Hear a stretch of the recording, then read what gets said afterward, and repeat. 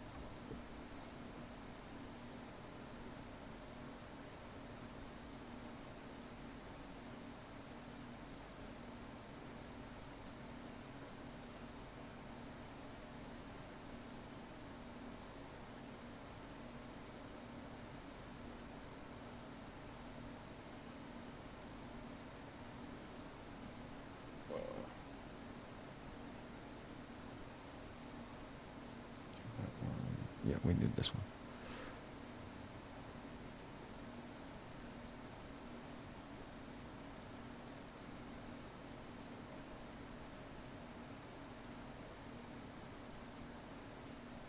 Serious.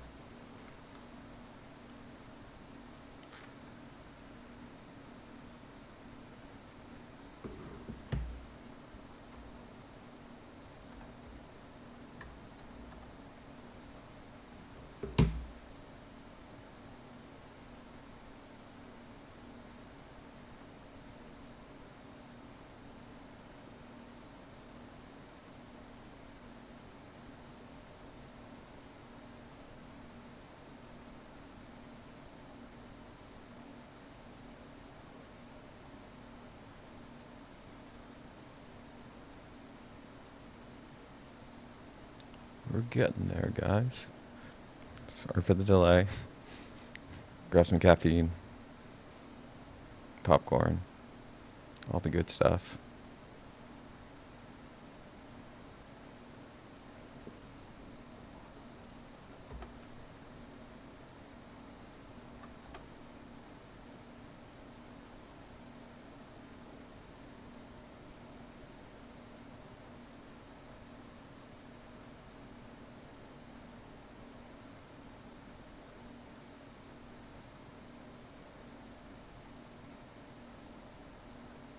Okay.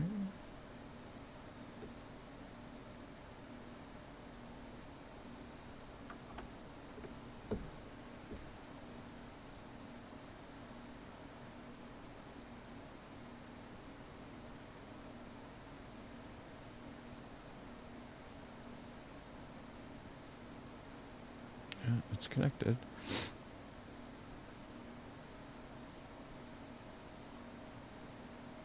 Okay.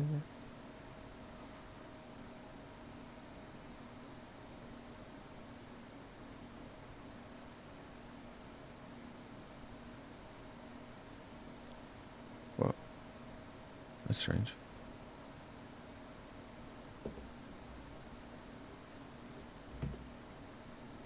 Sorry, folks. Seems Claude broke a couple things. I'm in debug mode over here to get it all sorted.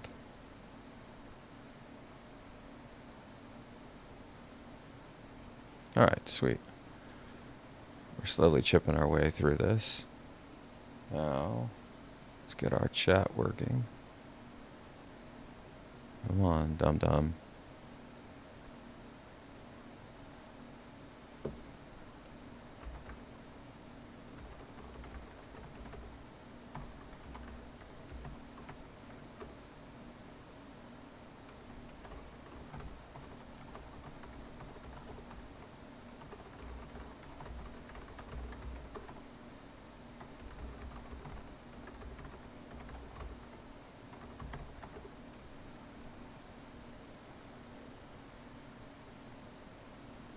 Clearly, I've got more work to do to get the live stream side of things, more deeply integrated. That'll teach me to trust stochastic AIs. Bad Goju.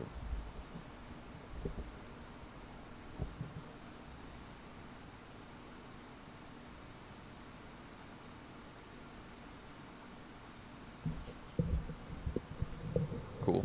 I'm seeing some questions already. Love it. Let me see what's going on. Look at this. All right, we got... Hey, sweet. Welcome, Hodge. And soon enough, we may actually have all this good stuff actually going to our live streams. Look at that. Dumb. Of course, I did all this before I started the stream too, guys, just so you know. No, everything's working, Goju. Everything's great. We're ready to go. Okay. Liar. All right, let's see. We got... Oh, boy. Hodge, welcome, my friend. Great to have you for the first time for live. We got some questions rolling in already. Oh, let's give it a little love. Just check to see a couple things here. Cool. What do I think about regulation on AI in certain industries like legal representation, public companies? Great question. Let's circle back to this.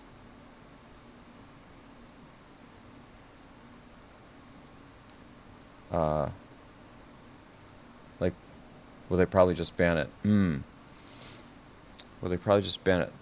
Great question. My knee-jerk is no. I don't think that they're going to outright ban it, but I do think they're going to start to enforce ownership of misinformation quite a bit for the AI systems, and they're already kind of doing this, which is wonderful in my mind. And I think there's still a lot more work to do there. But give me another minute or so. Let's change this to 2. We're close now. And feel free to grab your, yeah, I can see Instagram questions. I can see YouTube, Twitch, and maybe Facebook. I think the only ones that I can't see are TikTok. So if you're on TikTok, you're just going to have to switch over. That's just, I blame the CCP. They don't let me sniff on the TikTok stream like everybody else does. It's a problem. So if you're on TikTok, hop on over to any of the other 4, YouTube, Insta, Twitch, or Facebook, and you should be good to go. All right. We're going to talk about some of these things tonight. This might be a marathon stream. Haven't streamed for a while and have been getting, hey Marie, getting a ton of great things to talk about. Just got a bunch of windows up over here. A lot of stuff going on. A lot of volumetric stupidity going on. Like this thing, oh boy. This is going to take a while to get into, guys. We need to first start and fact check this to see if this really is a thing, that it did actually happen. And if it did, oh my goodness.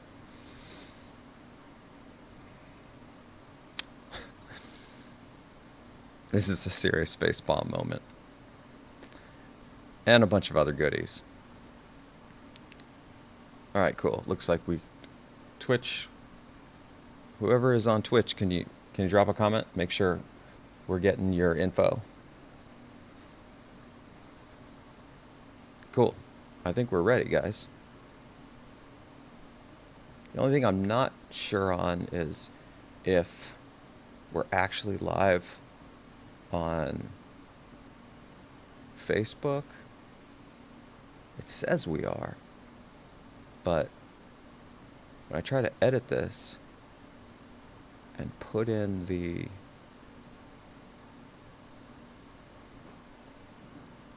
stream key, I can't do it.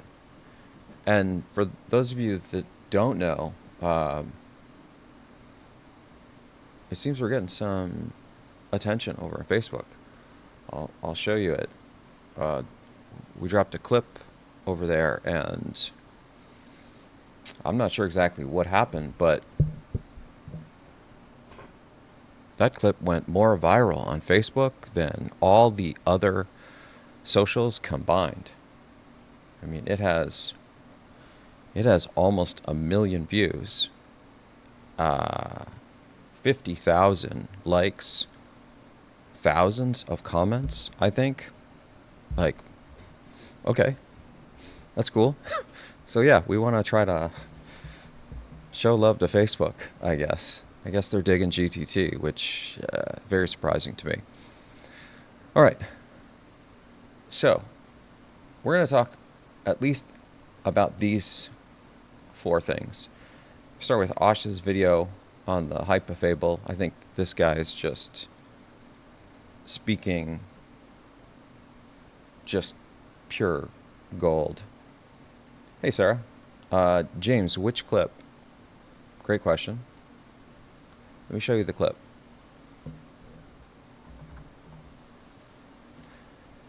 And keep in mind, I think I was mentioning, I'm going to show you guys something. Okay. You guys see this? This is our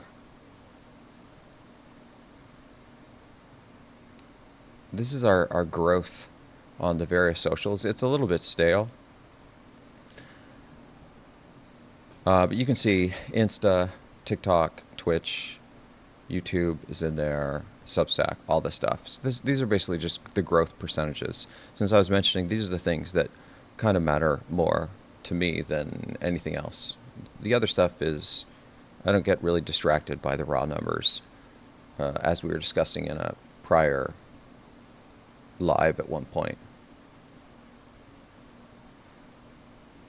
Just trying to find one thing here where that actual live from Insta is. Okay, there it is.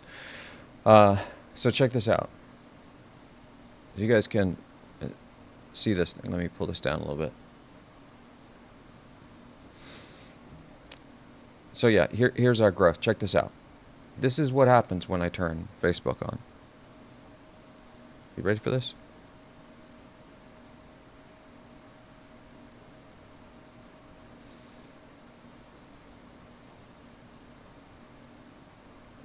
So,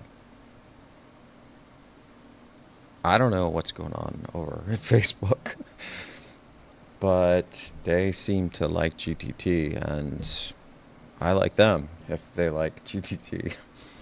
So yeah, we want to... Who knew? We almost have more subs on Facebook than TikTok. We've only been on Facebook for like 2 months maybe. And if it continues at whatever insanity rate this is, GTT's presence on Facebook will eclipse it'll eclipse YouTube. So that's cool. I'm pretty excited about that. And not in a million years did I think that would happen. But I'm constantly surprised on the volumetric stupidity of myself and how I doubt, Sarah. Who knew that the boomers? I guess kind of makes sense. I think I'm a boomer. Or I think I'm supposed to be a boomer or something like that. Anyway, so let's start with Asha. I want to get to this comment too. I actually kind of like what this guy is saying, even though I think he's not quite understanding what I'm saying. But he had a pretty interesting comment on one of the videos on open source models. And I think his intentions are wholesome. I don't really think he's trying to troll, but I think he might be slightly confused about some of the dangers of this stuff. So I want to talk about this comment, and not to throw him under the bus at all. Like that, I don't do that, but to try to walk through some of the potential misunderstanding of this. But first, let's watch Asha. And if you guys aren't already following Asha, I strongly recommend you do. I'm going to drop the link to this clip everywhere so you guys can check it out on your own and then potentially follow him. I really like this guy. I think he's given really honest takes. I think he's just like us. He's very anti-hype, but he really likes AI. He really likes technology, and he kind of wants to use it in a reasonable way that is going to be practical, and he's seeing all the, I don't know, kind of the nonsense with the big tech companies and these super wealthy startups and some of the strange things that they're doing. So let's give him a listen. Or just use Opus on the Max plan. I think they're also going to have trouble if OpenAI offers newer, better models on their subscription plans and don't charge their users API fees. I think Anthropic's going to see a lot of people migrate over to OpenAI. Anyways, here we like to talk about ways to get off of subscription models, and we're trying to emphasize that people can move over towards local AI to... 100% Asha. That's exactly what we're talking about over here. I think that the future is absolutely going to be local models. I'm reading the tea leaves, and I think all of you are reading the same tea leaves. It's an inevitability. I think it's terrifying, big tech. And I think OpenAI and Anthropic know the end is nigh. They're in full red alert mode, that their games they're cooked. And in the next few months, I think you're going to see exactly that. I want to actually spend a good amount of time on this live stream just talking about this. Prof G, Professor Galloway, I guess I'm Prof G too. The other Prof G, he has a great little snippet on IG on the outcome of OpenAI and Anthropic, and we'll get to that shortly. But he's also seeing the same thing. So, when the community, we're all seeing the same signals, yet big tech and these hypey startups are trying to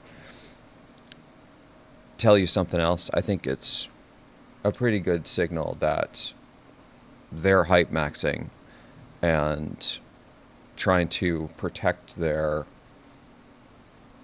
slowly disintegrating empire, their slowly disintegrating castle. And it's maybe not even slowly disintegrating. I mean, the whole ground is being pulled out from underneath them. And frankly, guys, thank goodness for that, because I am so sick of the perpetual BS that they've been spewing for the last 4.5 years. It's great that common sense is returning to the masses. Okay, so let's let him continue. And hey, Tom. Hello from NorCal. Serve a lot of their functions. Our goal is to get more of the world functioning with their own home, local, private AI, and to bring honor back to U.S. companies. If you like this kind of... I really like that. I really liked his comment there about, and bring honor back to U.S. companies. 100%. In the last 30 years that I've been in industry, there's only one other time that I can recall where the tech industry has become so corrupt and misaligned, and it has to do with when we were in the dot-com bubble in the early 2000s. That was hype mania. People were massively overselling, over presenting all the things that just were fabricated nonsense, and the truth came out. We went into this massive recession, and not all, I mean, like, the internet's an amazing thing, and it has incredible value, but a lot of those guys were selling stuff that I think just wasn't super real, and then we came out of it. We recovered from that lunacy, which is really good. And it took a while, and a lot of the companies, a lot of the startups, maybe even many of the big tech companies collapsed, or they had a massive reduction in scope or usefulness, power, whatever. Yahoo is like a good example of that, and several others. I think Cisco is one. Cisco took a massive hit, but in the 30 years I've been doing this, I've never seen this much just open corruption and just kind of like blatant lies. It's really gotten out of control. And I think a big reason why this happens is it's follow the leader. It's that once one company kind of shows the way and they're getting traction, then the other companies feel this need to kind of follow that, even though it's wildly corrupt and it's totally unethical. And in this case, I think that was all started from OpenAI, right? OpenAI really started this lunacy with ChatGPT, and then that sent everyone else spiraling. And a lot of people were like, wait, this is kind of dangerous, releasing this and for children and stuff. But there was so much hype around it, and people were very interested in its capabilities because it was sort of a new capability in that you had stochastic AIs that could interact in a way that was strange and unusual, and it felt like it was almost meaningful conversation. And because of that, then it kind of forced the other companies to follow suit. And I think part of the reason why this went so sideways is I do think that Sam Altman is a pathological liar, and I think he's probably a sociopath. And with him leading the way, when you get somebody that's the person that everyone else is following, and they have so much corruption, it sets a precedence for everyone else to say, well, if that's the only way that we can win, then everyone else that normally would be on good behavior, that normally would be good people, they suddenly start to go sideways, and then you end up with where we are now. This strange world of lack of honor in tech companies. And let me just say, I'd like to apologize personally to the world that I love tech and we're not like this. A lot of us are good people that just want to make things better, and I think a lot of people just lost their way, and I think that they're going to return to sanity. And some people went so far off the rails, there's no real coming back for them. But some people just became slightly confused. I think they just veered off a little bit, and I think that there's room for them to come back, openly, publicly apologize for some of the stupidity. Google, I'm talking to you, with the Gemini Nano thing, still pissed off about that. Totally and completely reckless. Massive security potential, surface area that is going to be exploited if it's not fixed. But Yeah. Okay. Back to Asha. Kind of stuff. Don't comment, don't follow. If you do disagree with me, feel free to comment. I'll respond where I can. And until then, we'll see you in the future. To me, the biggest signal that AI has peaked is that outside of testing Fable 5, I didn't even use it in this brief window where they're allowing it for usage with a max plan. Every time I used it for something important and that it was going to be very good at, like security hardening, I defaulted to Opus 4.8. And so really all I ended up doing was just burning through my tokens much faster. This is actually very similar to what I found. Is where I am right now is until I get the SLM and fully local AI stack up and running, which is going to take a little time to build it the right way. The AI system that I'm principally using is Opus 4.8. And I think I understand enough about AI that it was clear to me that Fable was going to be this massive hype play. And there's a bunch of evidence that Anthropic was just sort of hype maxing. And on top of that, Anthropic's play to switch to an API paid model. Yeah, this is, it's a massive grift. It's a way, I think, to try to potentially try to skyrocket their revenue, and I think it's going to totally backfire on them. That I think the subscription model with a fixed price that lets people know, look, I'm willing to pay this much money a month because it has value, but this is not this revolutionary whatever nonsense that you guys are pitching it to be, and so I'm not going to do this API thing.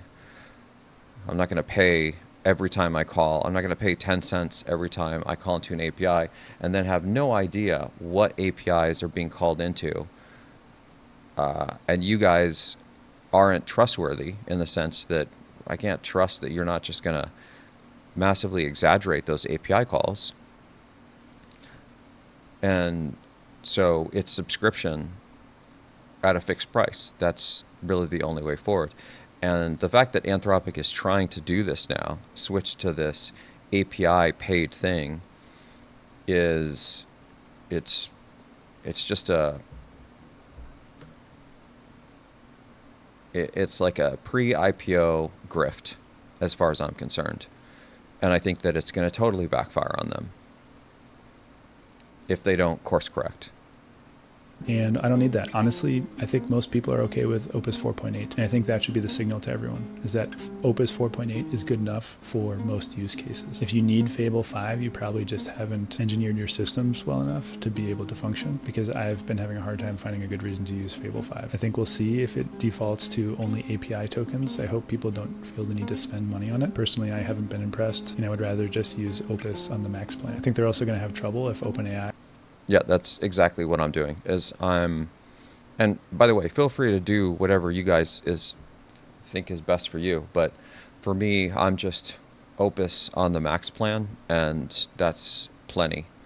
I mean, when they're not sort of regulating and restricting my usage, which they seem to do almost every day, but when it's running smoothly and they're not having outages and stuff, it seems to be sufficient for even the craziness that I'm doing. Because keep in mind, I'm usually, when I'm going like full hardcore AI collab coding, I've got 10 things running simultaneously on like 10 different projects. I've got like the VOD pipeline stuff where I'm modifying the actual system. I'm doing like semantic analysis on all the VODs to do extraction on clips and things. I'm working on the GCC system where we're doing various things on mining social and setting up infrastructure for this control center thing. And they're all running simultaneously, right? They're all in their own agents, and each of those agents has sub-agents. So I'm really kind of putting my foot on the pedal, following similar to like the maybe like the Gastown model, if you guys have heard about this. And the Anthropic max plan for Opus seems to be good enough for me anyway. Hey, Kat. Good to see you. AI offers newer, better models on their subscription plans and don't charge their users API fees. I think Anthropic's going to see a lot of people migrate over to OpenAI. Anyways, here we like to talk about ways to get off of subscription models, and we're trying to emphasize that people can move over towards local AI to serve a lot of their functions. Our goal is to get more of the world functioning with their own home, local, private AI, and to bring honor back to US companies. If you like this kind of... Absolutely. So, love this guy. I think Asha's right on the money. And the last point maybe is that this whole, anytime, I really think now, after looking at the landscape and analyzing it deeply over the last 4 years, I think that the LLM technology has totally and completely plateaued. And this is basically the best that it's going to be for some time, unless there's a massive technological breakthrough. But I don't think it will be with language models. It will be with a fusion of various AI technologies that are used together, like what we're going to try to set up with the GISA system. And it's also going to be in the space of locally run things. And that, I think, is going to lead to these guys, OpenAI and Anthropic. I think it's going to be pretty disastrous for them. I think that there's a good chance that one of these companies completely busts. Like, they don't even exist anymore. I think their outcome is just acquisition or complete bankruptcy. I think one of them will probably survive, and it's not going to be at the $600 billion or $1 trillion valuation. It's going to be way less than that, because they do have value for sure. But like I like to say, people are ignorant, but they're not stupid. And you may have fooled them for a moment, but long term, you just shouldn't lie. Just don't lie, because it's just always going to come back and bite you. Anyway, check out Asha if you get a chance. Give him a sub. Absolutely love this guy. And yeah, make sure you stay up to date with the awesome stuff he's putting out. All right. Now we can get into this CISA thing. And we're going to have to do a little research to see if this is actually real, because this is such an egregious, catastrophic failure, if it actually is real. Let me see if I can find the window that has it, so you guys know what we're talking about. It's pretty dubious. Where is this thing? Okay. I'll create a new window for this. Oh, I think I know what I can do. I think if I go back here and go to this guy. All right. So what we're talking about here is this thing. Hopefully you guys can see this. And like I said, before I really bite down on this, I need to spend a little time. We're going to do this live to try to understand what the actual story is before I start making strong assertions that CISA has completely lost its mind.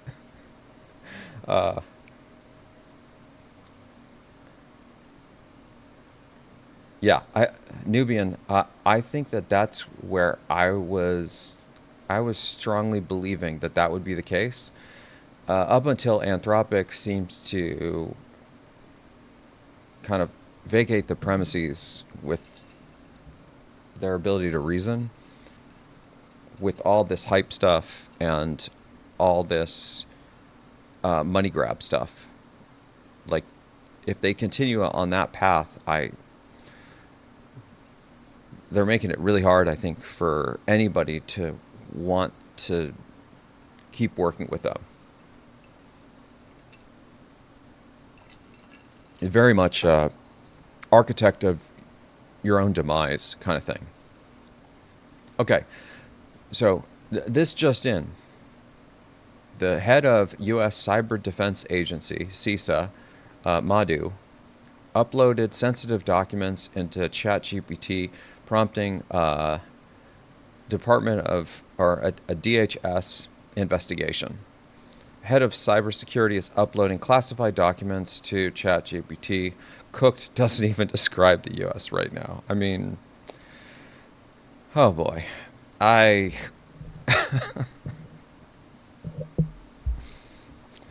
Cooked does not even describe the badness of this. Let me do a little bit of digging here. Give me a moment to see if I can find some kind of source on this that I can share with you guys. So we're going to look for CISA upload classified docs to ChatGPT. I mean, what are you thinking? Like, are you thinking? Like, do you understand how this...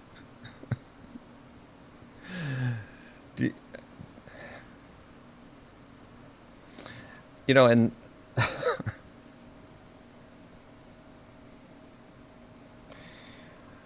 guys, I could understand. Look, I could understand if this is an organization that knows nothing about cybersecurity, right? Like Department of Education. Let's say Department of Education did this. I'd be like, okay, you didn't really understand this tech, and there's not that much sensitivity maybe in your documents. Maybe you uploaded some budget stuff that you're not supposed to upload, but no real big harm or foul, right? But what we're talking about here is the organization that supposedly drives cybersecurity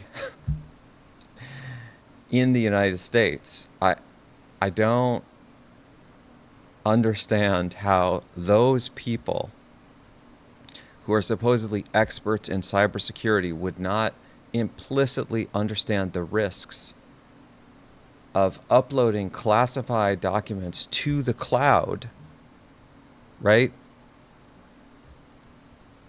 Into an AI system that can then scrub those documents and do whatever the heck it wants, that's run by a company in the United States that should not have access to classified documents. Like, as someone that worked in the classified sector for a decade, there are rules about these types of documents, right? This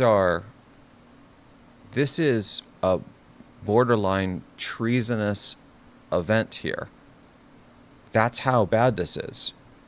This is, people go to jail for the rest of their lives doing something like this.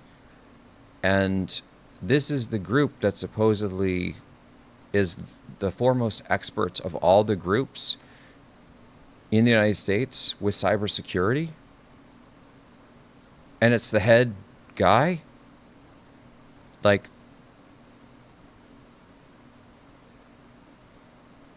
what universe are we living in right now? I mean, seriously, like, is this really happening?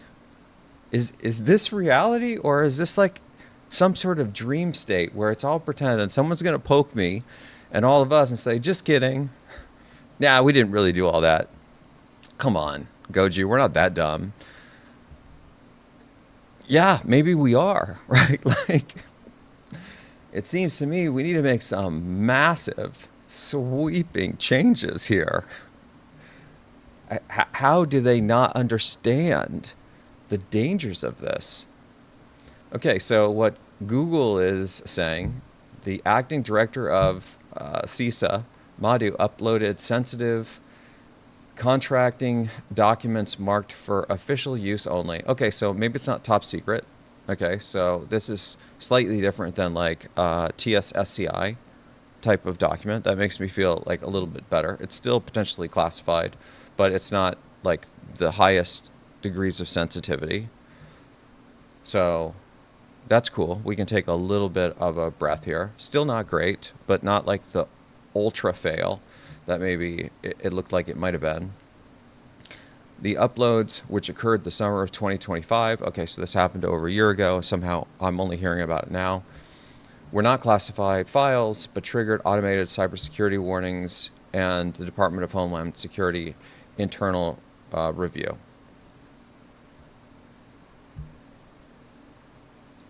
All right, so it sounds like maybe this did actually happen to some degree, and how the director of CISA wouldn't understand that classified or confidential documents should not be uploaded to an AI system that runs on the cloud, right? Okay, let's take a step back here. When I was in the classified sector, what happens is, at least for where I was, right, and I'm not really allowed to talk about where I worked, so it's some abstract place, right? But in order to get into this secure area, you have to go through these massive checkpoints. So the first thing I would do is I would drive into a space that you'd have to get through these security guards that have weapons and stuff. It's like, pick any of the spy movies that you want, and you have the people where they're driving into the place, and you've got the military guys at the front, and they are making sure everybody that's coming in has clearance to get in, and they put the little mirrors under your car to look for bombs. This is all real. This is not pretend. This is what they actually do. So then, after you get through that checkpoint, then I would drive to a certain area that's specific for the people that work there to drop their cars off, and then I'd walk a quarter, half a mile to another gate. Okay, and this gate is like it has a specific name, but it's like this kill box. And what it is, it's meant to, if you don't get your password or your setup right after, I think, 3 attempts, it locks you down. It locks you in this box. And then people with weapons and stuff show up, and then they figure out what to do with you. Okay, this is the second checkpoint that you go through. At this point, you need to make sure that all of your computing devices, so cellular, tablets, laptops, all that stuff, that doesn't come in. That's a big no-no. So cell phones stay in the car. Anything that has any kind of wireless transmission, it doesn't come with you. Then you get through that checkpoint, and then you walk another quarter of a mile, something, and you get to the actual building where you're going to go work, and you do a third check. And now there are more people, and they ask for your ID. They have a full scan of you, and they can detect any electronics that are on you, anything like that. This is your last chance to make sure that nothing comes in, because if you bring anything in at this point, now you're in a huge amount of trouble. And what I'm talking about is you bring your cell phone in. If you are bringing any confidential documents in from the outside here, you're in a huge world of trouble, because that means that you took them out. And so they're searching all of your bags and stuff to make sure that none of that stuff is happening. Thanks, Wade. Appreciate it, man. Appreciate the love. Thanks for being here. Okay, so now that's the third checkpoint. And once you get through that, then you can actually go to work.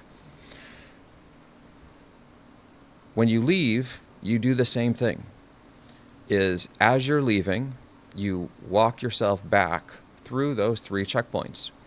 So the first one is you're trying to leave the building, and there are security people, there's human security folks with all the scanners and stuff that are checking you. So if you have a bag with you, the bag is fully searched through. None of this like scanner stuff. I mean, everybody's stuff is going through manual inspection, right? Then you go back into the kill box, and the kill box, you have to make sure that you have a badge to get back out. So for example, if you don't belong there being on the inside and you don't have a badge to get out, you're not getting out, right? this is what I mean about like the levels of lockdown that this is very serious. And then you get back to your car, whatever, and then you drive out, and all of this time is the distance between each of these is on purpose. It's meant to create latency so that if there is a security breach and you're trying to do something malicious, there's a huge time window where the people that are in charge can catch you before you escape with all the information, right? Thankfully, I don't think I ever screwed stuff up and accidentally took classified stuff home with me or accidentally brought my cell phone in. I used to actually have these perpetual nightmares that I would accidentally bring my cell phone in, and then I'd be like, "Oh, I'm so I'm so cooked now." These are the nightmares that I have. Strange nightmares, right? But you know, I was in that sector for like a decade, and these guys are not messing around. This is like that one fence that I was talking about where you'd walk into that kill box thing, there would be signs that say the use of deadly force is authorized here, right? They're not playing. Okay, so the reason why I'm sharing all this is I'm trying to give you a sense of how serious it is about these documents and stuff, and how this is not something that's taken lightly. So when you're inside of that building, there's no internet.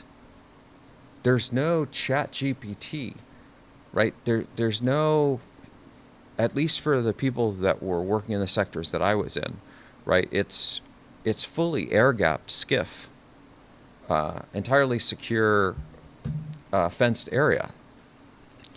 And so to even get to a machine that has the internet where you could take documents to then upload them into the internet and interface with them like ChatGPT, you have to do the special login and you'd have to bring those documents over. This is not like an easy process. Now,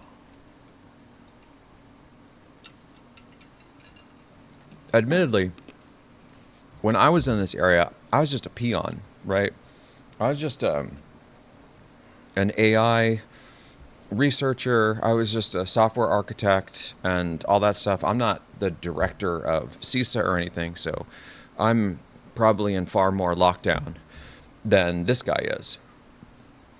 And so he may have like his own computer where he can just access the internet, all that stuff, but this stuff is taken pretty seriously, and everyone knows the rules, right? We all know what the rules are, and you don't kind of willy-nilly use the internet ever in the classified sector.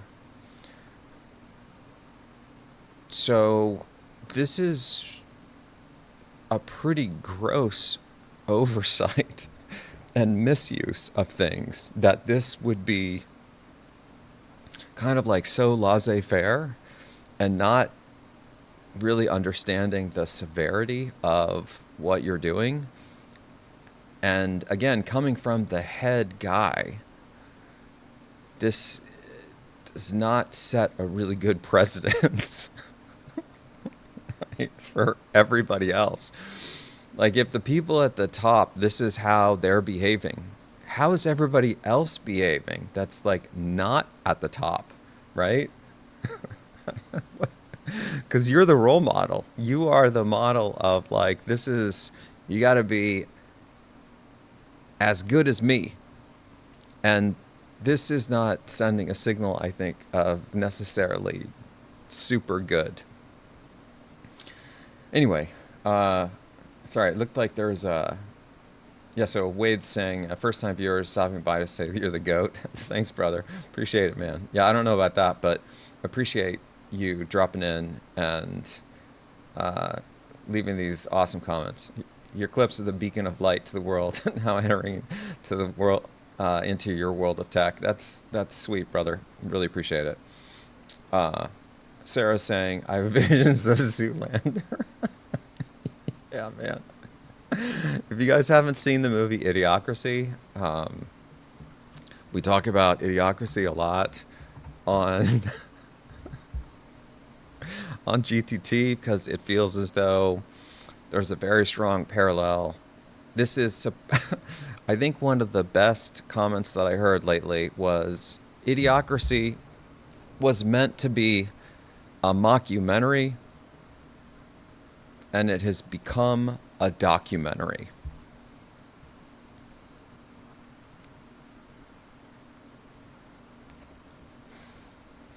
Pretty much. Pretty much, I think that's where we are. Idiocracy is just documenting how it was a futurist documentation of what's to come. So if you haven't seen it, check it out. And try not to cry too hard with how on point I think some of this is becoming. Okay, James is asking, what about corporate accounts? Are you saying these people's jobs are safe? Corporate AI accounts. James, can you elaborate on what you're asking here? I'm not sure I completely understand. I do want to share that, and many of you are probably seeing this too, but I want to share that we're starting to see a very big sweep of behavior where companies are having a pivot in their layoffs.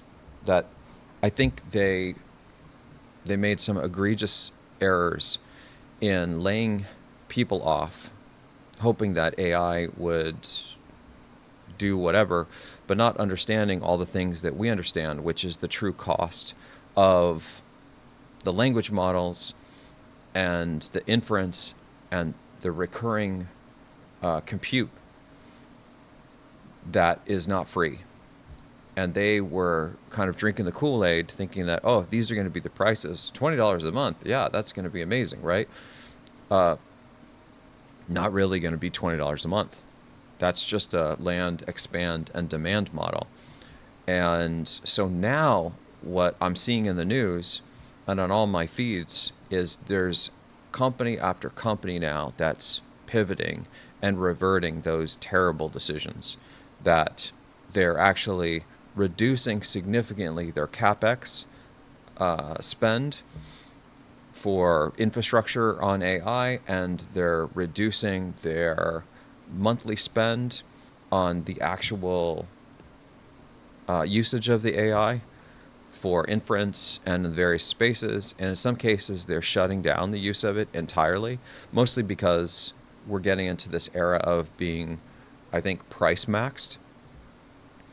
And these corporate executives, they're not dumb. I actually do think that some of the decisions that they were making to switch to AI was an excuse to do rounds of layoffs. And they were basically just saying that it was because of AI, but it wasn't really. It was that they wanted to lean down, and so they could write it off as AI is going to come in and replace and fix all this stuff, when in reality, they just had too much overhead, and maybe their intention wasn't that they would use the AIs that seriously at all.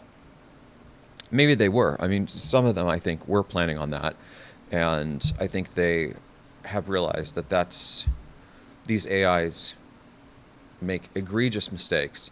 And as you throw more complex problems to them, and those problems evolve over time, their efficacy to stay current and remember the details related to those problems that have happened over the course of the last 6 months or a year is basically nil.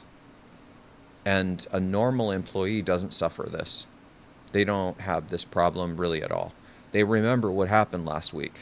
They remember the new policies or the new things that they're supposed to be doing.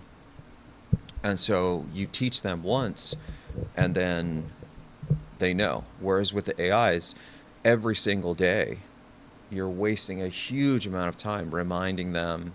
You're going through this repetitive token burn to be like, how do you not remember this from last week? right? You spend 80% of your time just bringing them back up to speed. And so it's very much like a slow burn, a slow degradation of quality over time. It is really the context death spiral. And I'm seeing it in full effect now. So the good news is I think many of these companies are realizing that this has been happening, and they're really realizing that maybe they had a quick one pulled on them, and they're course correcting now and fixing some of those bad judgments. Given that, it's my hope that what we'll see is sort of an economic rebound, that more jobs will be being created. I think there's early data that's showing that that's actually the case already. And a lot of people I know are in really hard times right now. They can't find a job, or it's not great, the job market in general. And it looks like we're starting to come out of that silliness. So feel free to dig in a little bit more on that on your own if you're curious about it. But the feeds that I have coming into me, they're starting to shed some positive light on this. I'm pretty excited about. Okay. James is saying, so corporate accounts that are cyber secure. I heard that's a thing, and they can upload documents. Oh, I see what you're saying. So they have like a corporate AI account that is supposedly secure. Yeah, I don't believe any of that, actually. That the only companies that I think are capable of truly being secure for these corporate accounts are the ones that can host their entire AI system on-prem. But for example, if you have a corporate account with OpenAI and you're setting stuff and saying, oh, or they're saying, yeah, this is going to be totally safe and it's going to be in your own little space over here, you don't have to worry about these documents being leaked or anything like that, and it'll be your own model, this kind of thing. Even if that were the case, the reality of this is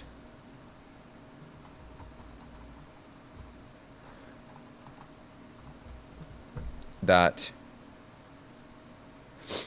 OpenAI and Anthropic are getting hacked and having security vulnerabilities like in perpetuity.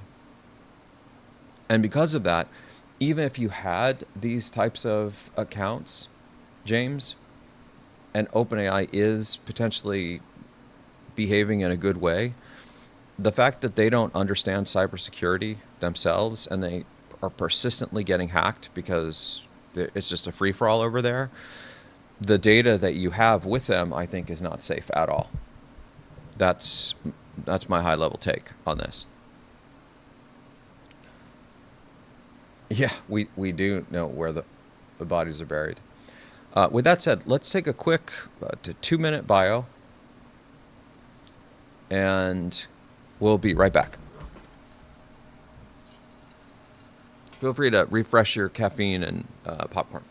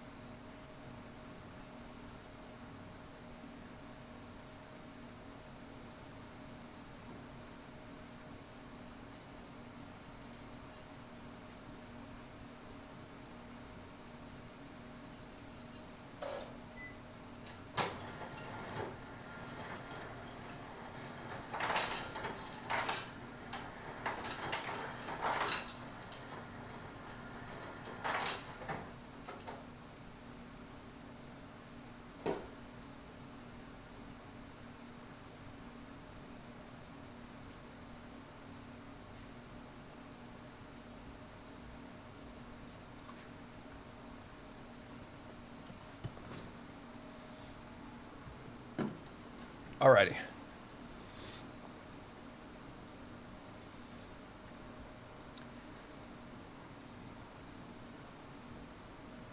I'm just reading your comment, Kat.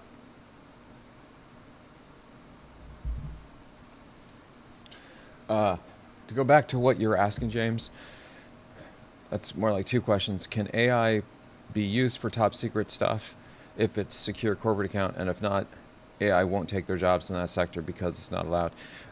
Yeah, I think that it's a really, really bad idea to share any top secret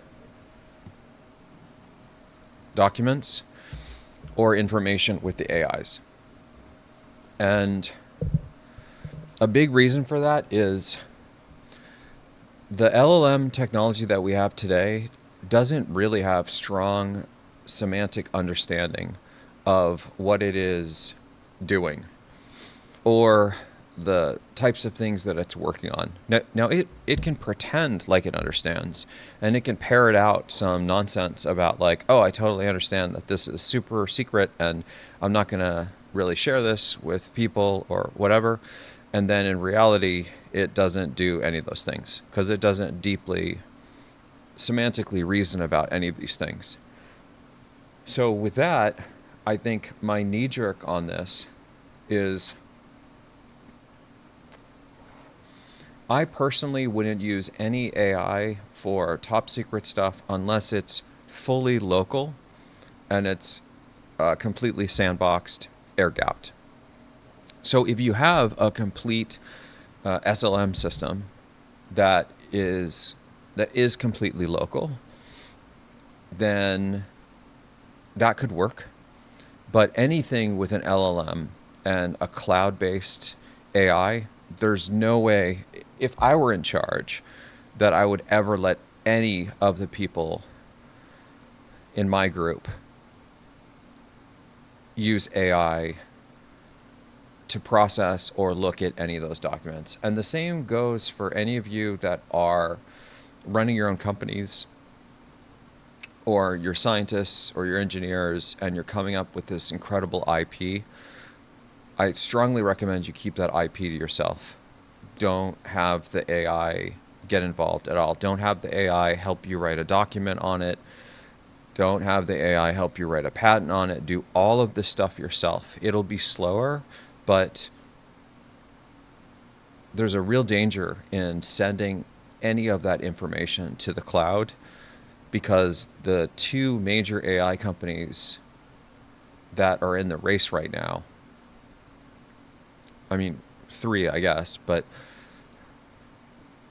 okay, maybe it's four, but so Google, XAI, OpenAI, and Anthropic. There are others, but let's say that those are maybe the big four.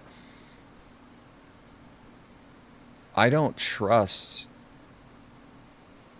them at all to not be harvesting out any of that information, that they're going to do the ethical thing and not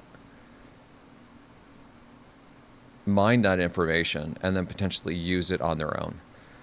Now, I think in most cases, there's so much noise and there's so much stuff coming from people that it would be impossible to try to like keep up with all this. But the AIs could be pretty good at acknowledging patterns and identifying people of value. And if you become like a person of value on the AI company's top 100 or whatever, then as you're working with AI, there's likely more scrutiny and attention to what you're doing because you're kind of like a power user. You're an anomalous event. And in those cases, I think that there are a significantly smaller group of people that are true anomalies that are going to be producing IP or technology that's of extreme value. And there's no way, not in a million years, would I trust that Sam Altman would not be trying to like mine that data and then using it for their own benefit. So hopefully that answers your question. a little bit, James, and to go further down on, even if it's not like the top secret classified stuff, just your own personal stuff, that's really important. I'd, yeah, keep that completely away from them. It may slow down your life a little bit, but the end result is you're not going to constantly have fear, I think, that the AIs are potentially lifting your information, filing patents on top of you, like this type of thing. Okay. Hey, Colin, what's going on, man? Good to see you. Colin's in the house.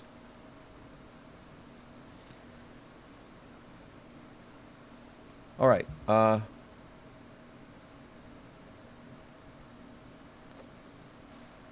Tom's got an interesting comment here. In the so-called UK, our moronic, accurate adjective, Secretary of State for Justice, David Lammy, wants to bring AI into our law courts. We're so far up a poo creep already with this stupid. Yeah, and having an AI make judgments on court cases and having AI be involved in like governmental decisions, I think is a very, very slippery slope. And I don't love it at all. Not in the current state of these AIs. That they're simply too... They don't have a rich enough understanding of the world to function in a way that I think is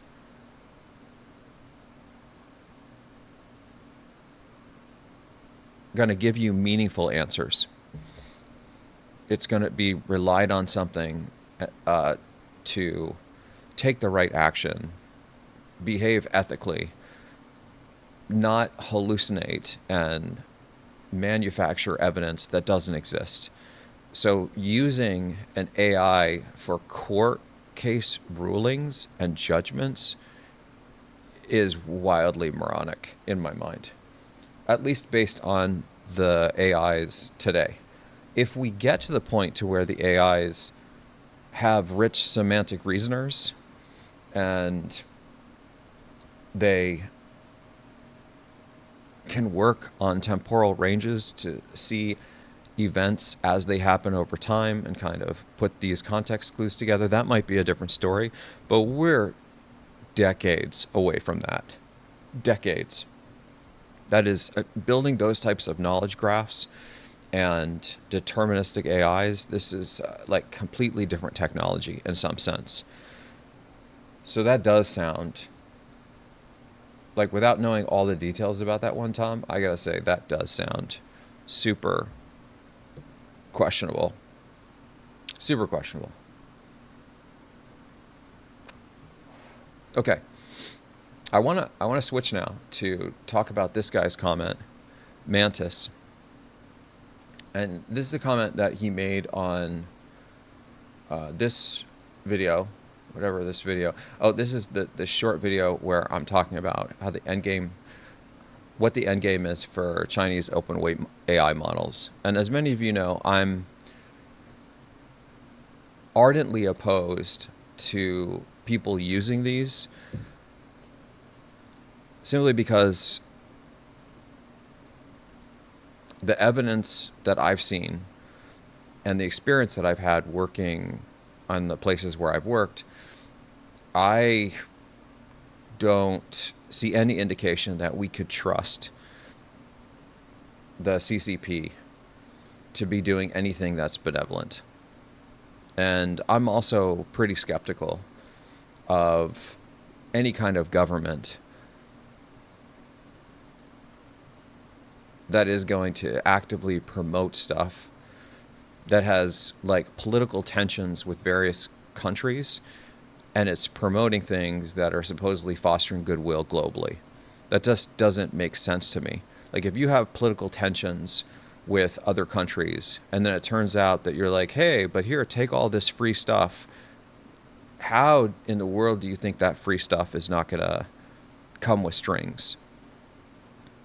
Like, be bugged or be ready to self-destruct. But that being said, I'm 100% supportive of open models, just not the ones from China, for all the reasons. And I think some people get this a little confused, right? I want to take a moment to be like a little bit real here for a second. Is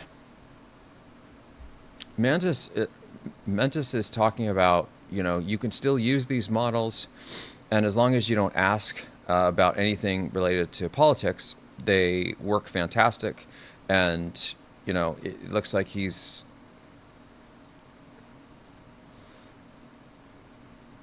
saying things that I don't always love, but usually people that say this, they end up eating these words later because they realize the stuff that I'm saying actually comes true because I've worked out the fucking logic in my head. And that's the reason why I'm saying it. I'm not fearful for myself because I don't use these models and it's not going to screw me at all. I'm fearful about people that are naive to the world. I don't know how else to say it. You just don't understand how the world actually works. And I do a little bit. I've seen what they are really doing, and it's not puppy dogs and rainbows, guys. So creating these models has strong benefit for them. That's the only reason why they would do it. If it didn't have value for them, they're not going to waste time helping the rest of the world with AI. It doesn't make sense. Politically, that goes counter to their interests. On top of that, like the CCP and other countries, they're not the same, guys.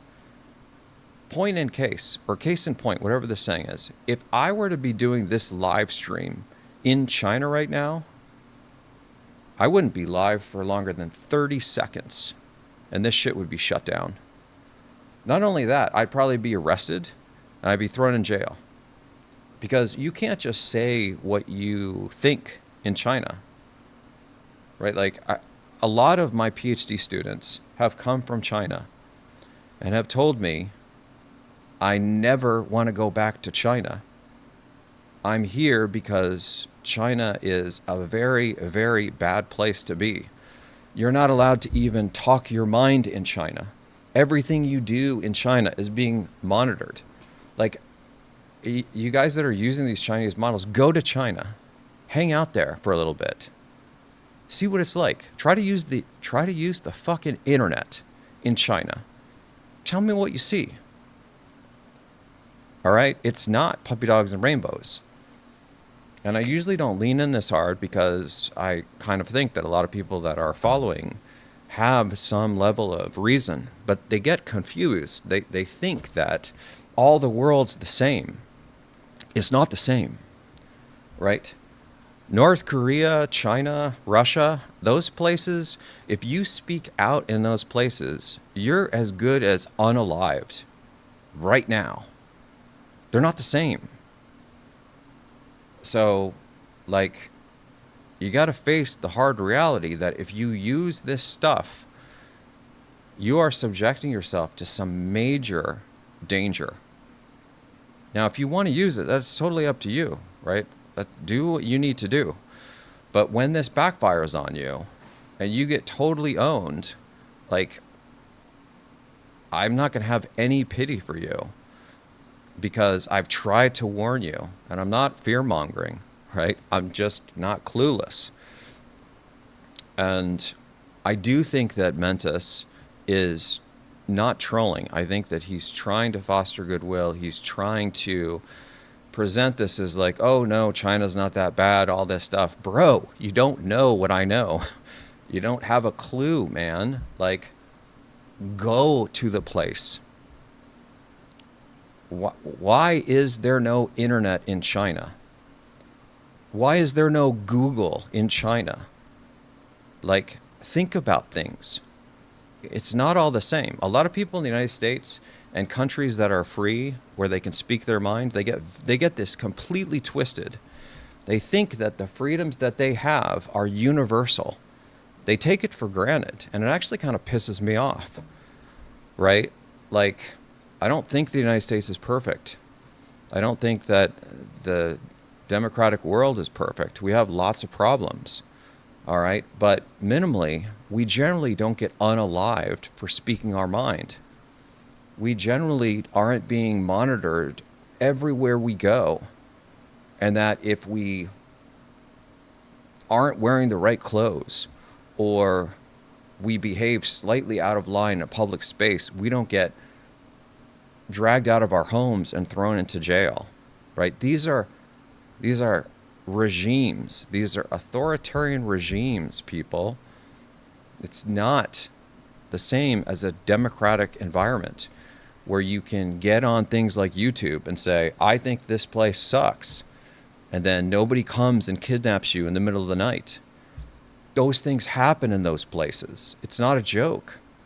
And so if you have a government that is building models that are supposedly helping the rest of the world, yet they're doing this to their own citizens, do you really think, are you really that naive to think that this is not a massive endgame for them? Like, open your mind. Read, learn, understand the history of these countries. What happened in Tiananmen Square, right? Do those things happen elsewhere? Like, learn your history. It's a dangerous place. And so it's not all kumbaya and friendly and stuff. There is massive amounts of corruption in the United States and what's going on with big tech right now, for sure. But it's nothing. It is nothing like what's going on in China and in Russia right now. And you don't have to take my word for it. Just read about it. It's highly documented, right? Yeah, I mean, I'm not super thrilled with where things are on the United States right now. I got to be honest, it's very disappointing to me. But I will say that, like, I can still say things like this. I can still say things like, yeah, I'm not really thrilled with where things are in the United States, and I don't get spooks at my door telling me that, like, my internet doesn't just immediately cut out.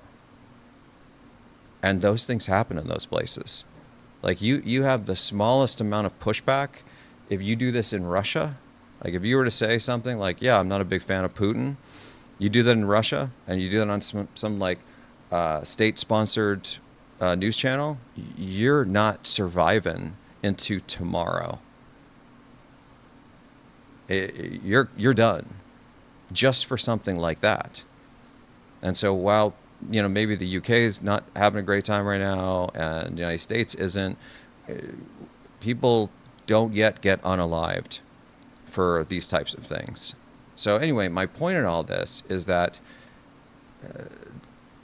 if you use these Chinese models, you need to just understand that the kumbaya world that you live in, where you think it's all puppy dogs and rainbows, it's not all that.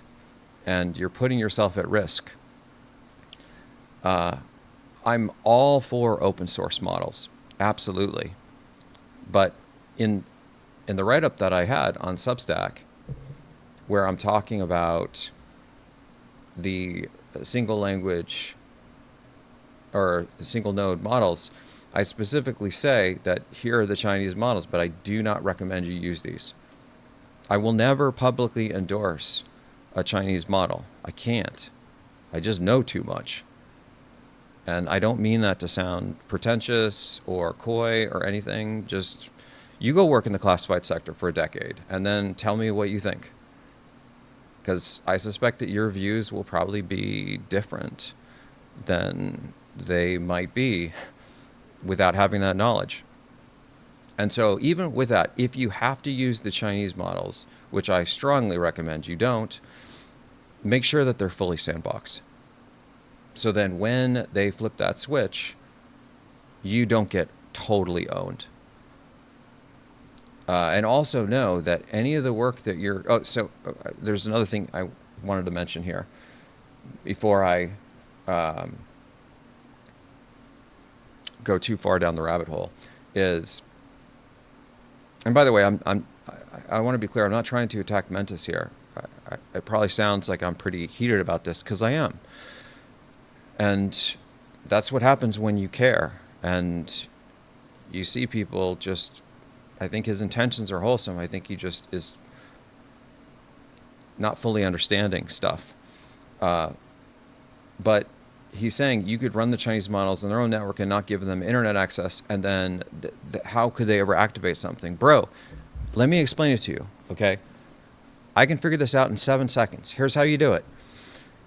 In the model itself, you build in a time-bombed system that will activate at a specific date, all right? When you do that, something inside of the model itself will get extracted, and it will turn into a binary. I can build this thing myself. That binary then gets executed at a specific time and date globally where all these models exist. This is very easy to do. This is second grader shit. This is something I can figure out literally in 17 seconds. And they have far smarter people. There's far more people working on this than just me. If you have that model, you do not need the internet at all. All you need is a clock that is ticking forward. When the clock hits that date, it activates itself. So yes, you can do this. This is very easy. You don't need to have the internet. That's why I'm saying that you have to run these things in an air-gapped sandbox, because when that trigger event happens, it's going to be contained in that sandbox.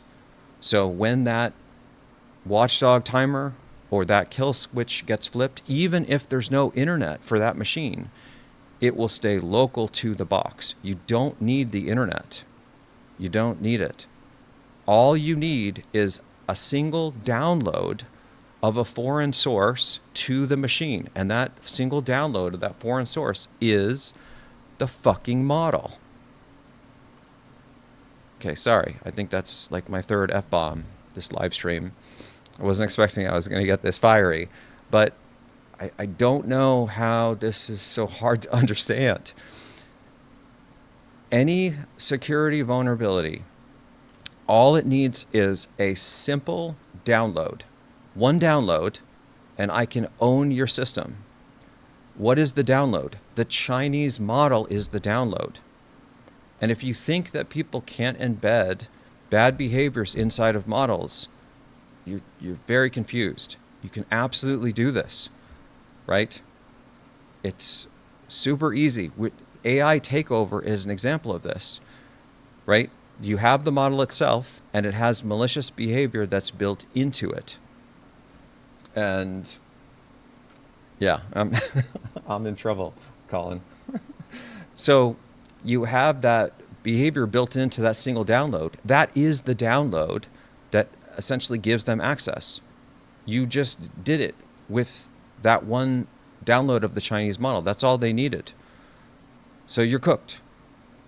That's why you have to run this in a sandboxed environment.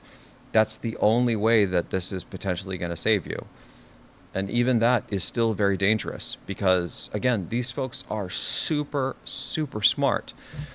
Look, there's an article I wrote about this several years ago.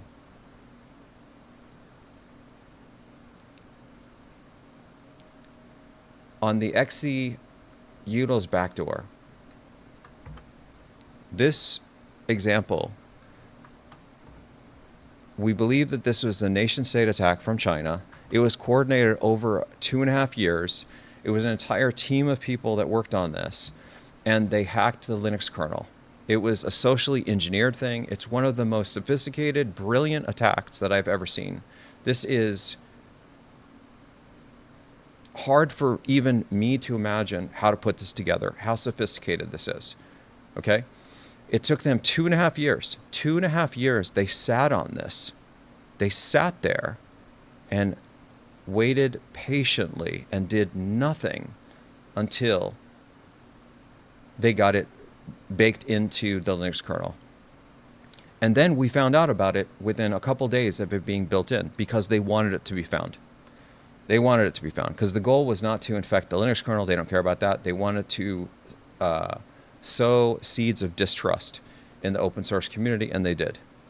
But if you read this article, I go over exactly how they manufactured this thing, and this is incredibly intelligent stuff. Nobody saw this coming. Nobody saw this coming. The Linux community didn't see it coming. I didn't see it coming. This is what they're capable of. Okay? It is really advanced. They're not dumb.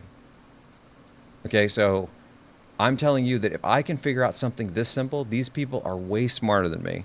They have far more resources, and they are gaming you right now. They're already doing it. They're probably collecting all the data that you're sending to that model, even if it's totally offline. They probably have some sort of kill switch in it where it's going to probably wipe out your entire machine at a specific date. There's a huge amount of beauty for them in data collection, that they can be learning about everything you're working on and then sending that back home. And most people don't understand internet security well enough to know how to close all ports and make sure that there are no rogue socket connections, right?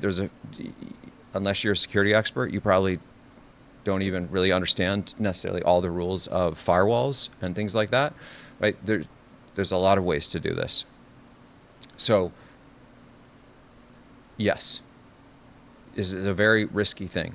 And I'm all for using open weight systems that do not come from China. If it doesn't come from China, I'm totally on board for it, because China is not like the same. It's not like the rest. And if you think that it is, I don't know how to tell you this, but you're confused.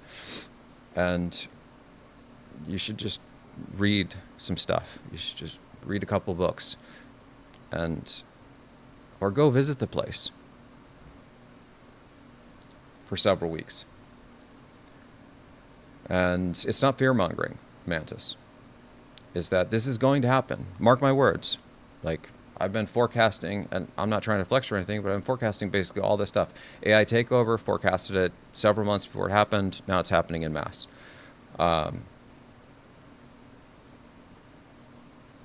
The shift to SLMs, forecasting that's happening in mass. This Chinese model thing, this is going to happen. And you can make a decision to expose yourself or not. That's ultimately, again, your decision. It's not mine. So, but if you do this, I strongly recommend you at least sandbox yourself. So when they do activate this, you don't get totally owned.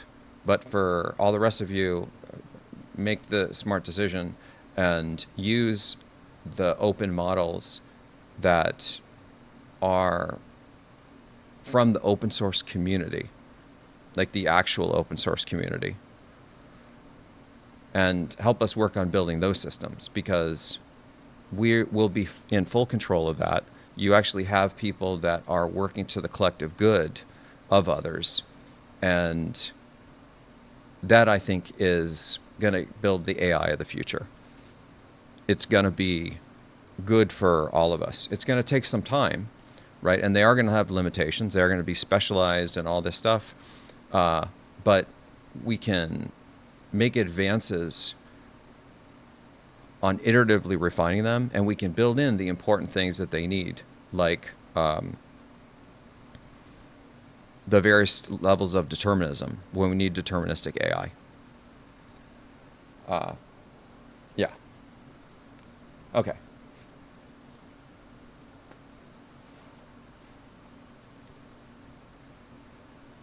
Yeah. Okay, cool. So there's my ranting and raving. Now, last but not least, I want to talk about this. OpenAI and Anthropic thing. And maybe I can find this thing from Prof G, because I think he articulated this really well. This is Professor Galloway. And if you guys aren't following Professor Galloway, I strongly recommend you do. This guy's just amazing. Okay, I found it. All right, so let's listen to this one. It's the one where this actually might be 1999 all over again. I had real deja vu of 99 again, because this whole thing's crumbling. All of the demand that trickles down to the trillions of dollars of capex and infrastructure is now basically down to demand being created by two players, Anthropic and OpenAI. But Meta have basically said, oh, we overestimated the front-end demand we could create, so we're going to lease out our infrastructure. They're basically getting out early of these capex wars. They're going through the same cycle they went through with virtual reality. This all feels very 99 to me. We knew the internet was going to be huge, but the front-end guys, the application layer, the pets.com, the amazon.com, it was clear that they weren't going to be able to create the kind of revenue in the short term that justified their valuations. So everyone thought, about, wait, let's go to B2B. So we went from OpenAI to B2B, Anthropic, which was big in the enterprise, right? Then we found out there was companies like Internet Capital Group, which was supposed to be a marketplace so Pepsi could buy sugar. And then what everyone realized it was just total. And then they thought, well, hold on. Okay, B2C and B2B, maybe we can't pick the winners, but the internet's huge. We need infrastructure investments. And they invested in Cisco. And then Cisco, from 99 to 2001, lost 92% of its market cap. Exactly. Like what we were talking about earlier with Cisco is they blew up initially because infrastructure is actually super important for the internet, but it was a massive overplay. And so they lost 92% of their market cap. And Cisco has survived, but they're not the behemoth that I think a lot of people thought they were going to be. I anticipate a similar thing will likely happen with these AI companies, that they have value for sure, but are they these behemoths that we think they are today? I don't think so. And that's largely because I don't think that they really have a technical moat. They're not offering something that has such serious novelty that you have to go only with them, that we all have language models. The transformer architecture is public domain. It's not IP that OpenAI or Anthropic owns. And if it were, then that would change the dynamic significantly. But these guys didn't invent this. I mean, Google Brain did. And thankfully for all of us, Google Brain follows DeepMind follows the philosophy of open science. So they published it and opened it, which, by the way, both of these guys are arguing against. They're for closed science now. That's what they're arguing, especially Anthropic today, is they're arguing that the advances in AI should be closed because it's too dangerous. And, oh boy, I have major problems with that. That sounds like you're trying to control the advancement of science, and that puts you completely in the driver's seat. And I think that is a really bad proposition. It's a bit crazy to me to think that they're actually arguing for this. And they are. If you listen to the things that Dario's talking about, he openly says that all the AI stuff should be closed, that it's too dangerous to let it be in the open source space because of its power. And if he gets his way, then there would be no open models. But that's how we got here, right? It's basically, the way I see it is that they took advances in open science and then tried to reposition this so that it would be theirs and they could wholly benefit from it and no one else is going to benefit. And that is that's really mercenary. That seems extremely greedy and not understanding that that tech didn't even come from you, right? So that's kind of a ridiculous thing in my mind to argue for. But the reason why they would argue for it is it's really good business for them, but it's really bad for everybody else. So I'm 100% aligned with Professor Galloway here in that I'm seeing a very similar thing. Is the cracks are really clear to me, and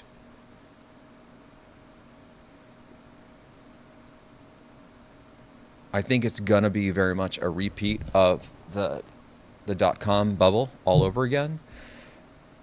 And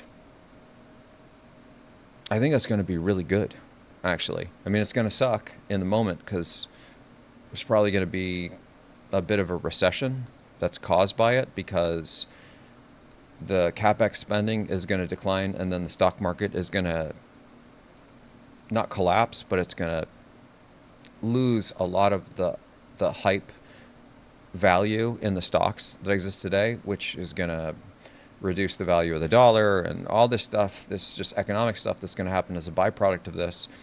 But that's necessary to reestablish the right baseline. Right. I think that that's exactly right. Is I'm like, we need a cleansing.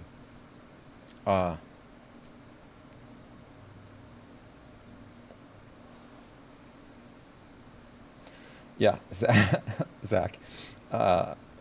Zach saying, I can't believe I'm actually being anti-frontier lab pilled, but it's so insanely brutal what these companies have done. Yeah, and it's crazy because I'm all for the advancement of science, right? And I have worked at these frontier labs, right? Like I worked at Intel Labs and ran my own research lab for some time. I was at Intel Labs for like 13 years and ran machine programming research for 5 years or something like that. And so I love the frontier research, but there's a difference for at least the way this was done historically with folks like IBM TJ Watson, Microsoft Research, Google Brain, DeepMind, and Intel Labs, is we followed the charter of advancing the science and publishing it into the open world, right? That was our commitment, and that's why many of us worked there, is we would help industry, but with the ability to continue to help the general public and promote open science. That was fundamentally important. And these frontier AI labs, they don't seem to be following the same model. Is maybe they were at first when OpenAI was first being created, but now it's become such a greed play.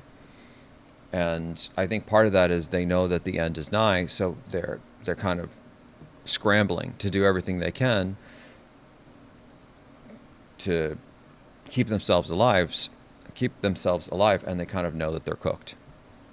So, okay, let's go back to Prof G. And that sort of feels like what's happening here is the front end is stressed, is not creating the demand originally anticipated. So we went from OpenAI to Anthropic is B2B. That's where it's at. Now we're starting to see, what is it, token nausea. People are saying you're spending too much in the enterprise on this. You need to skip. Seriously. Yeah. And thank goodness for that, because that, I think, was like a long time coming. This stuff with tokens, token maxing, and now with this API price maxing, these things have to have bidirectional value. And I do think that AI has tremendous value, but not at the value of $2,000 a month to do not much, to forget everything that it did yesterday, today, and you spend 6 hours just bringing it back up to speed. That's no way to do iterative refinement. And I'm of the mind that iterative refinement is sort of the cornerstone of all technological and scientific advances. if you spend 80% of your time every day just refreshing its memory so it can make some forward progress, that's basically only 20% of your time where you can make forward progress. And humans don't suffer this setback. And I think people are starting to really see that, which decreases their value significantly. I think they're great for prototypes. I think they're great for starting new projects. And I think they're great for MVPs, minimal viable products. For things beyond that, unless we have a massive technological shift with new systems that have better semantic understanding, so you don't have to reteach them about everything every day, I think that their value is relegated to that for the most part. I mean, there's more, but I think that's a pretty good coverage of it. Scale it back. That's not to say these companies won't be great companies that'll be around in 20 or 30 years. Amazon lost 90% of its value in a 24-month period. It's obviously recovered then, and the internet has lived up to the hype. But they went through... Yeah, and I think this part is also really important, is I think there will be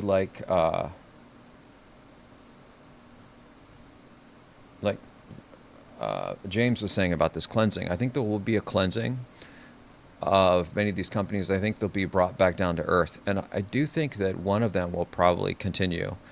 And if they can continue to build reasonable products, like I do think that Claude Code is quite good and it has value, but it just needs to be brought back down to levels of reason, and they need to bring their compute envelope way down, because it's costing them, like, I don't know if you guys have seen the numbers, but the actual spend for OpenAI, I'm not going to get the numbers exactly right, but I think it was like close to 60 billion expenses with only an income of something like 13 billion, something like that, which puts them in like a 2, 4, 6x in the red.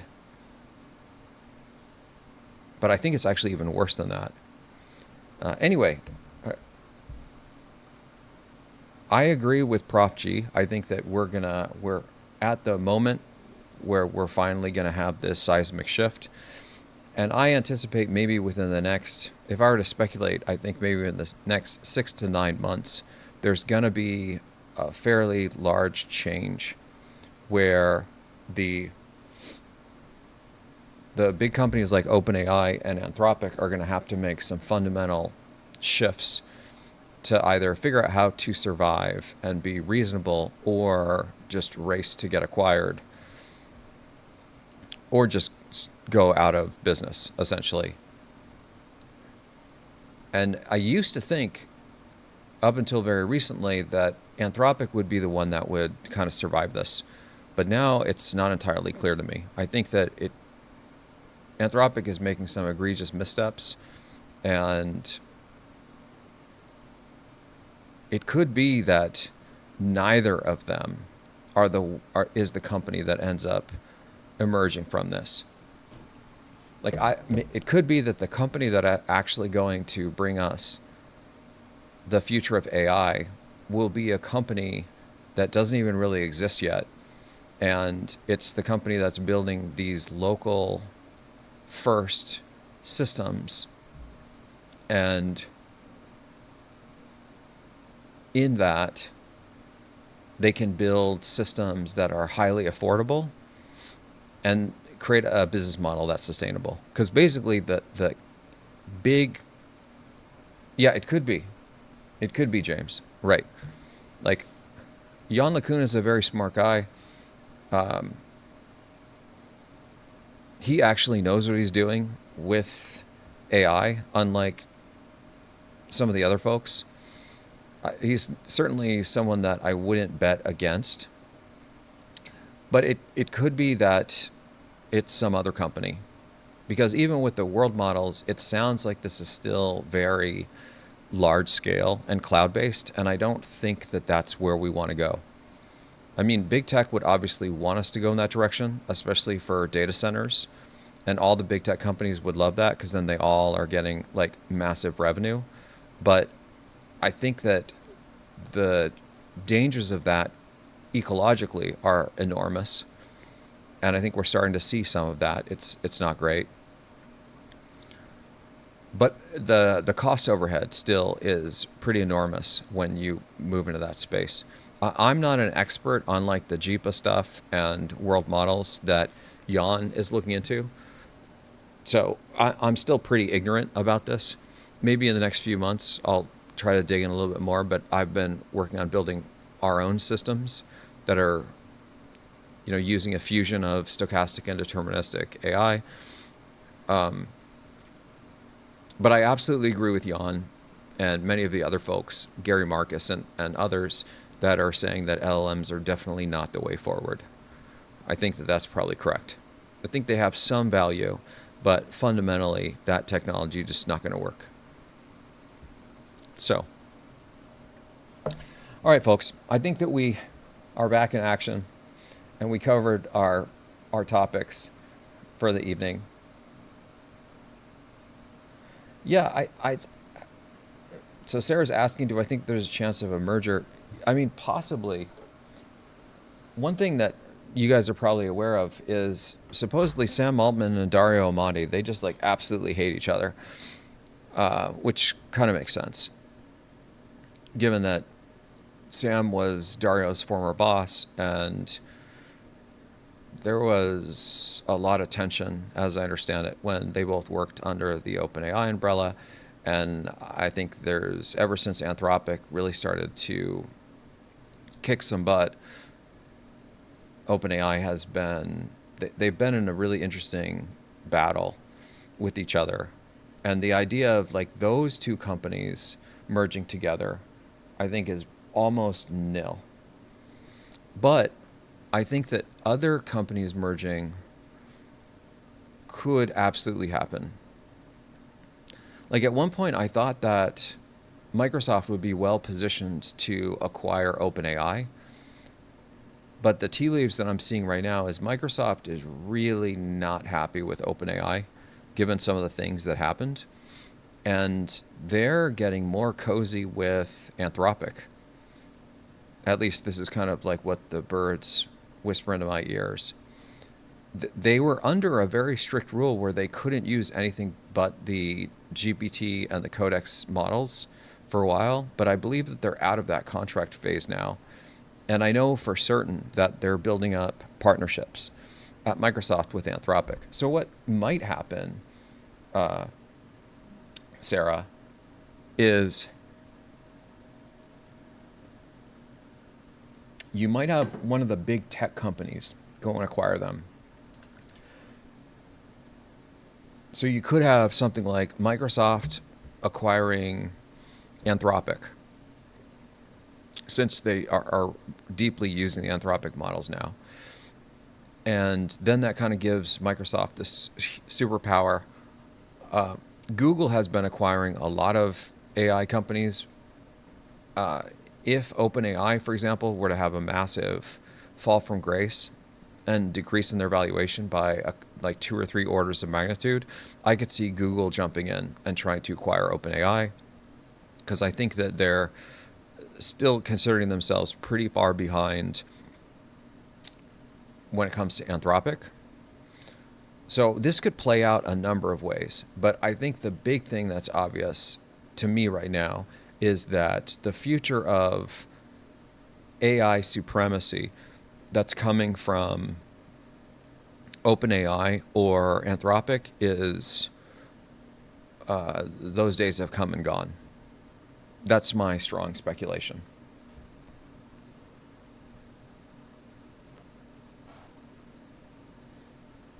So with that, guys, we've been going for about 2 hours.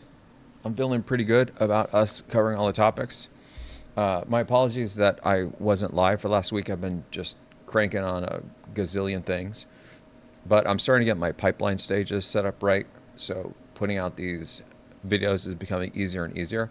But before we adjourn for the night, I want to show you guys this one thing on Facebook, just so you can see what I'm talking about. with the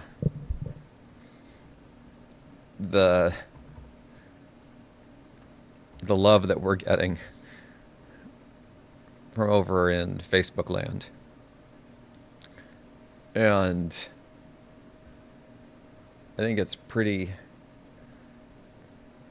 interesting, especially when you consider that we just sort of created a small footprint on Facebook just a couple months ago. And here we go. So this is the clip that I was talking about. Awesome. Thanks, Zach. Yeah, it's great to have you. Hold on. James asking, before I go, do you think AI will be banned from certain industries?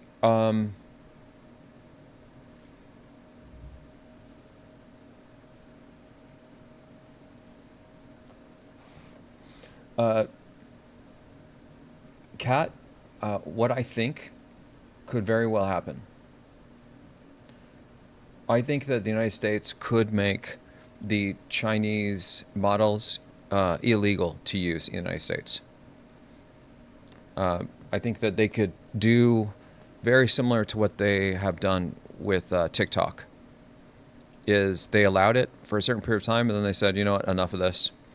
And I could see that they might go after this. And if the United States decided to put the clamp down on the Chinese models, then those Chinese models just would be impossible to get access to in the US. You would likely only be able to get access to them like on the dark web. I could foresee that coming. Specifically, if you look at things like what Dario is saying in his congressional testimony, things like that. But going back to your question, James, do I think AI will be banned from certain industries? Not yet. Not yet. I think that if it continues to have egregious errors for domains, especially ones that are safety critical, like hospitals, power grids, things like that, then I think that it could be that they are banned from those industries. I think right now where we are is they're like not happy with the stochasticity and lack of reliability on them, but it hasn't pushed anybody far enough to where they're really throwing the hammer down. But if this persists, I could see that they would be banned from certain spaces. I think one way that you can kind of tell if this is going to be coming is I would follow what's going on in Western Europe. Western Europe tends to have more rigid legislation on the use of models for things related to privacy and other things. And so just like they had the court ruling in Germany where they shut down, where they basically told Google that they are responsible for all the misinformation on the AI summaries, I could see that Western Europe would go further and then say, okay, for these industries, you're not allowed to use AI. Speaking of which, one thing that I would recommend all of you do, if you're using AI on the daily and you're specifically using LLMs, you might want to start building up a backup plan in the unlikely event that one of two things could happen, that the AI companies start to charge so much money that it becomes basically an elitist only type of luxury because they've priced out the general public. Or you could have the case where one of these massive companies collapses. But in either of those worlds, I think that it would make sense to have a backup plan in the event that you wake up one morning and suddenly using the LLM models is no longer fiscally feasible for you. But if you wait until that moment arrives, then you're probably going to be in a little bit of a bad way. So I would try to get in front of it. I would try to start setting up the SLM sandbox and have that at least as a backup plan. So then when the LLM companies become impractical to use, you aren't totally cooked for several months because you have no backup plan for your AIs. That's kind of like my high level guidance on that. So, okay, folks, this was super great. Again, my apologies that I haven't been streaming for a week. Hopefully you've seen a lot of the content that's being pushed out. Oh, and I'll show you this thing on Facebook. So I publish this all over the place, but what makes this slightly different about what's going on Facebook is you can see it has 51,000 likes. There's almost 2,000 comments. It's been shared 12,000 times. And I can't click on this thing because it shows some private information. But the last I checked, this clip was viewed over, I think it's almost 950,000 times, which is more collectively than any of the other social media sites for this one particular clip. I don't know why it went viral. Like, I don't understand these things at all. I have no clue what I'm doing when it comes to social media. But for some reason, this thing just lit up. And it's the identical clip that we have elsewhere. So this same clip was on YouTube, and YouTube, it got something like 22,000 views, which is cool, right? On IG, I think it got similar. Maybe it was 30,000 views or something, and like 1,000 likes. But these are order of magnitude differences over here. So I guess what I'm saying is, it's great that the boomers like GTT. Yeah. As an aside, I can actually see the demographic information, and what's curious about this is it's not the boomers. The majority of the people that are watching this are in the age group of like 24 to 45. That's the primary. And it kind of makes sense, right? If you think about it's AI and stuff. So, anyway, thanks everybody. This has been a blast. Keep going and keep growing.